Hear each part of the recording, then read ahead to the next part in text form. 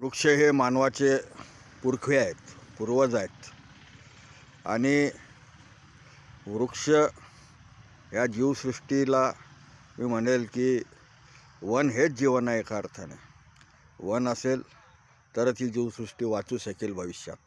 कारण carbon dioxide, carbon monoxide शोषित करून ऑक्सिजन देणारे हे एकमेव म्हणजे झाडं आहेत. तर ही झाडे तपोवनमध्ये साधुग्रामसाठी कापण्यात येत आहेत. तर सुरेश बोंद्रेंनी जी कविता गेली ती ऐकूया आपण. सयाजींसाठी जनतेला आमंत्रण. वृक्षतोडीसाठी सरकारने निवडले तपोवन. हळहळले सयाजी शिंदेंचे मन.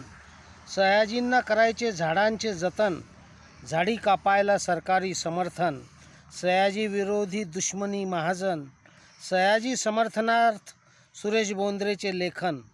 सयाजींच्या हितचिंतनात निसर्गाचे पर्यावरण. सयाजींनी जाणले कुणासाठी कुरण. कदाचित द्यायचे असेल आंधण, म्हणून झाडे कापायला वळण. सयाजी विरोधी नितेशचे दळण. सयाजींसाठी सुरेश बोंद्रेचे जनतेला आमंत्रण. ही माझी दुसरी कविता मी सादर केली सयाजी शिंदेंच्या समर्थनार्थ.